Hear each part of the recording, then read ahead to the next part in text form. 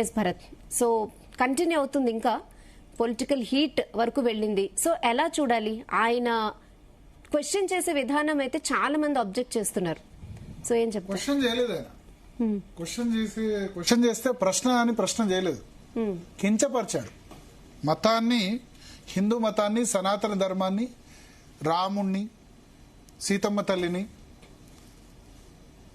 ద్రౌపదిని, మహాభారతాన్ని, రామాయణాన్ని కించపరిచాడు. సో ప్రశ్న అన్నది ప్రశ్నగా ఉంటే బానే ఉంటది, ప్రశ్న కాదు అది. సో అందుకనే ఈ పరిస్థితి. కొద్దిమంది అంటారు, ఎందుకు ఇంత రావణ గురించి ఇంత పెద్ద అదా? చిన్న పామునైనా పెద్ద కర్రతో కొట్టాలి. రావణ్ అనే వ్యక్తి పాముతో, చిన్న పాము కాదు, చాలా నిలువెల్లా విషం నింపుకున్న పాము లాంటి వ్యక్తి. సో అందుకని చిన్న పామునైనా పెద్ద కర్రతోనే కొట్టాలి. పేరేంది? బచ్చల కూర జోసెఫ్ పేరు. దాన్ని అలియాస్ రావణ్ అని పెట్టుకున్నాడు. అంటే ఏంది? నేను రాముడు అంటే రాముడికి వ్యతిరేకం రావణుడు కాబట్టి పెట్టాలని పెట్టుకున్నాడు, అంతే కదా. జోసెఫ్ అని పెట్టుకోవచ్చు కదా, పెట్టకుండా రావణ్.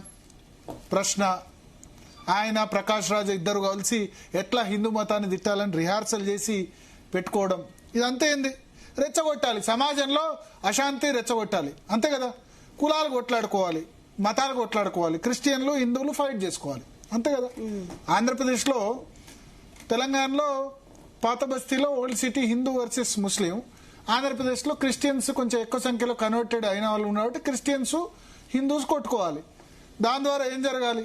దాని ద్వారా ఎవరికి నష్టం జరుగుతుంది ఆలోచించండి. నేను క్రిస్టియన్ సోదరులకు చెప్తున్నా, బైబిల్ను అందరూ రెస్పెక్ట్ చేస్తాం, జీసస్ను అందరూ రెస్పెక్ట్ చేస్తాం.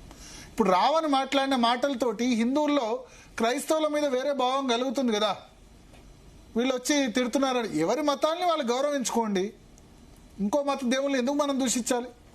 ఎవరు దూషించినా తప్పే అంటా నేను. ఇప్పుడు రాముడు గొప్పనా, జీసస్ గొప్పనా అన్న వాదనలకు దిగితే ఎవరు కూడా అగ్రి గారు. ఎవరి దేవుడు వాళ్ళ గొప్ప, దాని అంతే కదా. అల్లా గొప్పనా, రాముడు గొప్పనా, జీసస్ గొప్పనా అంటే ఎవరి దేవుడు వాళ్ళ గొప్ప. ఇంకో దేవుడిని మనం ఎందుకు తిట్టాలి? తిట్టాల్సిన అవసరం లేదు కదా. ఎవరు తిట్టినా సరే. నుపూర్ శర్మ ఏమైంది? నుపూర్ శర్మకి ఏమైంది?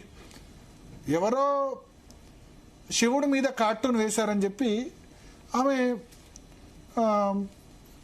ఇంకో మతం దేవుడిని మీద ఆమె అబ్యూజివ్ లాంగ్వేజ్ ఉపయోగిస్తే దేశం అంతా కేసులు పెట్టారు కదా. భారతీయ జనతా పార్టీ లాంటి హిందూ నేషనలిస్ట్ పార్టీ సస్పెండ్ చేయాల్సి వచ్చింది కదా.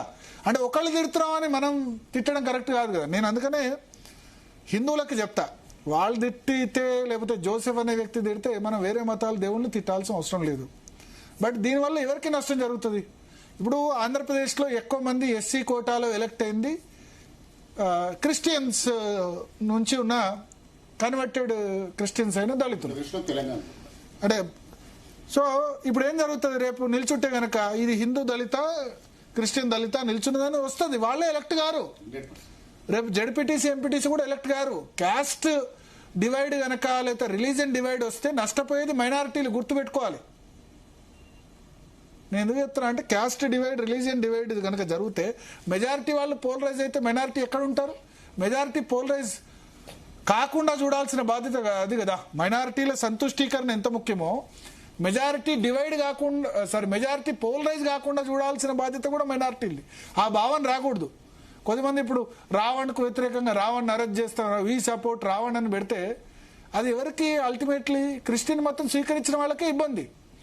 దళిత క్రిస్టియన్లకు రిజర్వేషన్లు ఉండాలా వద్దా అన్నది మరి అంబేద్కర్ అప్పుడు డిసైడ్ చేశాడు, రాజ్యాంగం డిసైడ్ చేసింది, సుప్రీంకోర్టు ఆర్డర్ డిసైడ్ చేసాయి. లేదు అది మారాలంటే మీరు శాంతియుతంగా చెప్పుకోవచ్చు. ప్రభుత్వాలు చాలా మారాయి, రాజ్యాంగం చాలాసార్లు మారింది, చట్టాలు చాలాసార్లు మారాయి, సుప్రీంకోర్టు జడ్జిమెంట్లు కూడా మారాయి.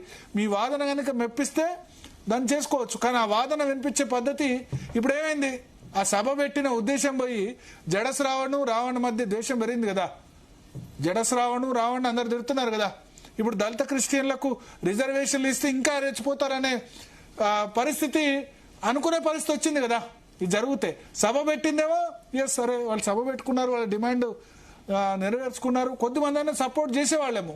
ఇప్పుడు ఈ తిట్టడం ద్వారా ఏమవుతుంది? హిందూ మత దేవుళ్ళని తిడితే క్రిస్టియన్లకు లాభం జరుగుతుందా? ఆలోచించాలి. నేను ప్రతి మతంలో కూడా అగ్రెసివ్గా ఉండేవాళ్ళు 10%, 20% ఉంటారు. మిగతా 70-80% ఆలోచించాలి. ఎందుకంటే చాలా మంది కామెంట్లు పెడుతున్నారు, క్రిస్టియన్స్ కానీ వాళ్ళు కానీ సపోర్ట్ రావణను.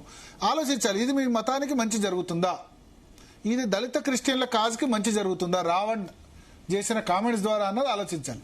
ఇక పవన్ కళ్యాణ్ తిట్టడం, సనాతన ధర్మం, చిన్న పామునైనా పెద్ద కర్రతోనో కొట్టాలి. రావణ్ అనే వ్యక్తి, రావణ్ కాదు సారీ రావణ్ అని అనకూడదు ఇంకోసారి, బచ్చలకూరి జోసెఫ్ అనే వ్యక్తి, అతను దళితుడు కూడా కాదు, కమ్మ సామాజిక వర్గం.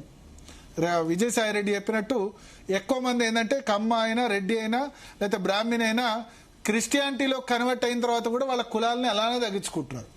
షర్మిల బల్త అనిలు బ్రాహ్మణు, ఇంకెవరు జగన్మోహన్ రెడ్డి రెడ్డి అని పెట్టుకుంటాడు, బచ్చలకూరి జోసెఫ్ కూడా కమ్మ అనే చెప్పుకుంటాడు. విజయసాయి రెడ్డి ఏంటంటే వాళ్ళు మతం మారినా సరే వాళ్ళ కులం తోకలు పెట్టుకొని నేను కమ్మ రెడ్డి అని చెప్పి మళ్ళీ అది కావాలి, ఆ ఓట్లు కావాలి, రాజకీయ వ్యవస్థ నాశనం చేస్తున్నారని చెప్పారు. చాలా మంచి విషయం చెప్పారు విజయసాయి రెడ్డి. సో ఇంకోటి వైసీపీ, ఇంకా నేను మొదటి రోజు చెప్పా, వైసీపీకి ఏం సంబంధం రావని, మీ పార్టీ కార్యకర్తనా, మీరు ఎందుకు సపోర్ట్ చేయాలా, మీ పార్టీ కార్యకర్తనా లేకపోతే ఏంది రావణ్? సరే ఇంకోటి వచ్చి రేపు క్రిస్టియన్ మత దేవుళ్ళని తిడతాడు, తిడతగిట అతన్ని అరెస్ట్ చేస్తారు, అప్పుడు కూడా మీరు ఇదే విధంగా సపోర్ట్ చేస్తారా, చేయగలరా, దమ్ముందా? లేదు కదా. అంటే హిందూ మత దేవుళ్ళని తిడితే సపోర్ట్ చేస్తే ఏం కాదు, ఏం కాదు. ఇవాళ కొడాలి నాని వచ్చి ఉప్మా ఇడ్లీ అనేది మాట్లాడుతున్నాడు, ఇంకా నోటిదూల పోలే కొడాలి నానికి. 2 సంవత్సరాలు అయింది ఆల్రెడీ నోటిదూలతో. లోకేష్ వార్నింగ్ ఇచ్చాడు రెడ్ బుక్ లో నెక్స్ట్ చాప్టర్ ఇదని చెప్పి, ఇంకా పోలే. కొడాలి నాని నోటిదూలతోనే సగం వైసీపీ గవర్నమెంట్ పడిపోవడానికి 11 సీట్లకు ఆయనే కారణం.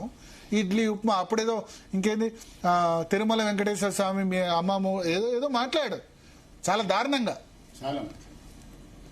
ఇంకా ఇంకా ఏమంటారు, నేనేమంటా అంటే వైసీపీని ఇటువంటి నేతలే పోగొట్టింది. జగన్మోహన్ రెడ్డి వల్లభనేని వంశీని కొడాలి నానిని వెనకేసుకొస్తే 11 సీట్లు వచ్చాయి. ఎందుకు చంద్రబాబు నాయుడు సత్యమణి తిట్టినప్పుడు అసెంబ్లీలోనే ఏమంటారు తప్పు చేసినప్పుడు అప్పుడే కనీసం వాళ్ళని తిట్టాడు జగన్మోహన్ రెడ్డి అని లీక్ ఇచ్చినా అయిపోయేది. ప్రతి ఒక్కళ్ళు భువనేశ్వరి గారికి జరిగిన పరాభవాన్ని ప్రతి ఒక్కళ్ళు కూడా అసెంబ్లీలో చూసిన వాళ్ళు ఇటువంటి ఏమంటారు అప్పటి వరకు ఆమె చంద్రబాబు నాయుడు ఏమంటారు ఎప్పుడు ఎలక్షన్ క్యాంపెయిన్ కూడా చేయలేదు. ఆమె బయటకు వస్తే, ఆయన అరెస్ట్ చేసిన తర్వాత బయటకు వస్తే, లేకపోతే అసెంబ్లీ ఈ ఇన్సిడెంట్ జరుగుతా బయటకు వస్తే మహిళలంతా మంగళహారతులు పట్టారు. సో జగన్మోహన్ రెడ్డి కంట్రోల్ చేయాలి ఇటువంటి లీడర్స్ని.